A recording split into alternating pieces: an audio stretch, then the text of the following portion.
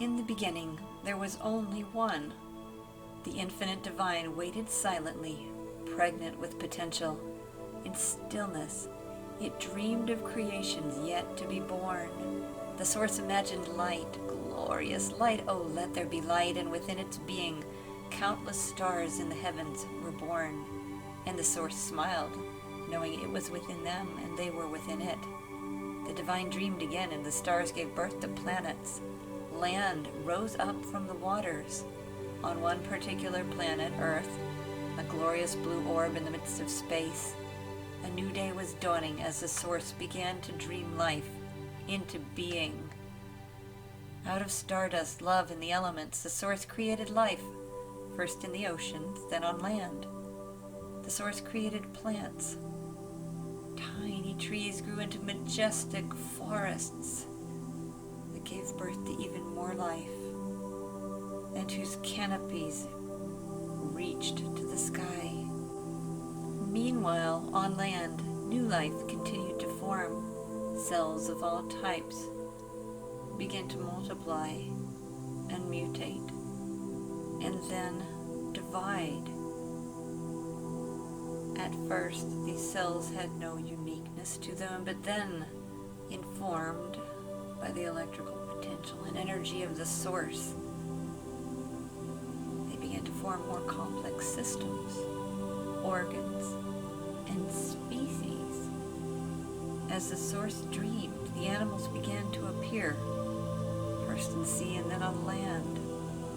They ranged from the majestic to the humble. They took shape in the dignified,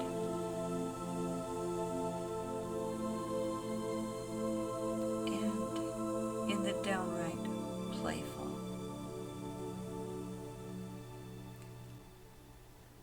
At some point, the source said to itself, "I will create a being in my own image and likeness, one with free will, one in whom I can explore all that we can become." The divine dreamed souls into being. As tiny babies, they were born into the vast and glorious creation called Earth, and within the human race, love found new expression. Mothers loved and nurtured their babies. Fathers loved and protected their children.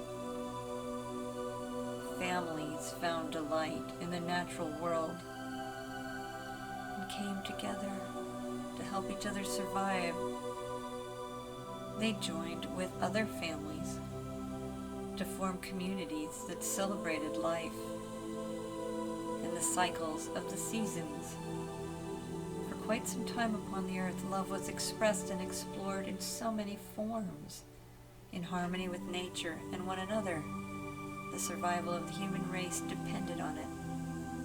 Over time, however, as cities and nations developed, we began to take on an identity that was based more on separation than unity. We built borders to keep those different from us away. We learned to defend land and resources. Slowly, our natural state of oneness and solidarity eroded as we forgot the very source of our being. We went from living in joyful cooperation with the earth and one another in this Garden of Eden into living in competition, often for survival. We went from our natural state of joy and community and love to a state of anger and frustration as we strayed farther and farther away from our true nature and our essential self. The feelings of cooperation and community that were needed to live in harmony with the earth were replaced by technologies that both helped us and also created increasing feelings of isolation. The joy, the play, the natural state of being slowly turned into separation. darkness and our innocence was lost. Increasingly, we grew to look at one another as separate beings, threatening, useful or not useful. We lost sight of the light within each other's eyes, the light that breathed life into us. And we lost sight of that light in our own, and competition gave birth to greed, whose byproducts were poverty and sadness. Fear began to strike at the hearts of humanity. Could we survive?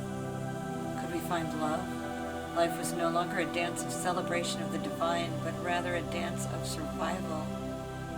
We became the fallen angels. Intuitively we sensed that there was more, but we became too separate to experience true unity. Out of these fears and feelings of separations, cells no longer received the natural flow and loving energy of the source. Divided against one another rather than united, they gave birth to pathogens, viruses, and in modern times, diseases that science has not yet learned to control. Somewhere along the way we forgot, fear is the ultimate virus. Fear is what gives birth to behaviors, thoughts, feelings, and pathogens that prey upon and turn against the host itself. Fear is a virus that kills dreams, relationships, and at times even bodies. We search for cures in the conventional sense, and that's a worthy effort. And yet, there is only one ultimate cure, only one true immunity in the spirit, and that is our connection with the light that lives beneath and within all darkness. For darkness is not a power separate from light, but rather an illusion that arises when we don't see the light, feel the light, and become the light. Truth, the light is always present, calling life forth. Let us remember now that we are one with this light. Let us become the cure to all ills, mental, physical, and emotional. Let us reconnect with the light of the divine that lives within us and become lights in a world lost in illusion. Let our awakening bring awakening to the hearts of humanity. We are a thread in the fabric of human consciousness, and our light matters. Let our prayers bring forth peace to the hearts of humanity, for we are the doorways through which the divine can reach those who forgot. Let us bear witness only to the goodness, truth, and beauty in life until the fear and darkness, sadness, grief, anger, frustration, and viruses lose their grip on our bodies and minds. Let us be the ones who remember truth. There is only one God, one love, one creation, and one light underneath everything we see, know, and feel. Breathe with me now as we become one once again with this light.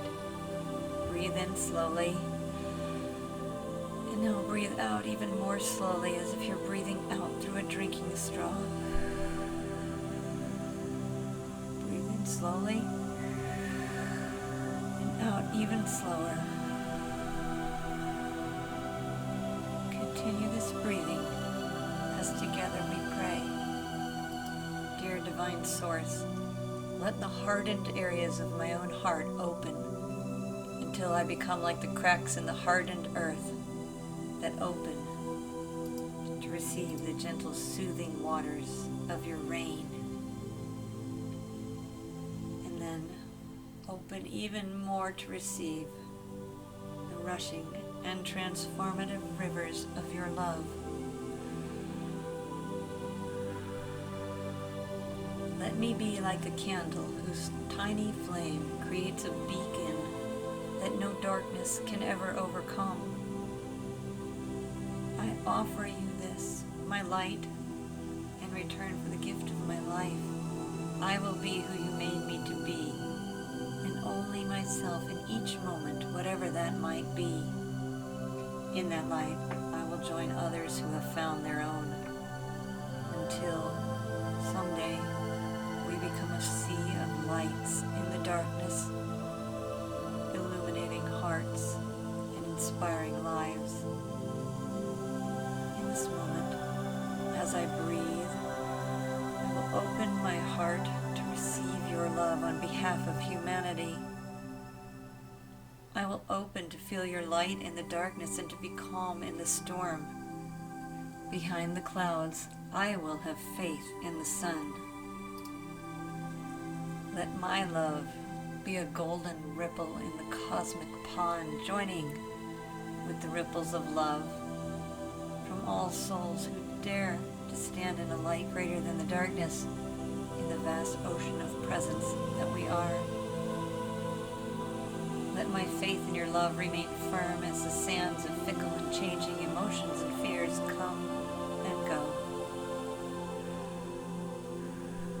Let me sink into the depths of your love until together, with all who dare to love, we calm the storms and the waves, and we find ourselves resting peacefully upon the shores of your love. For there are angels among us who aspire to breathe life into us and to inspire us.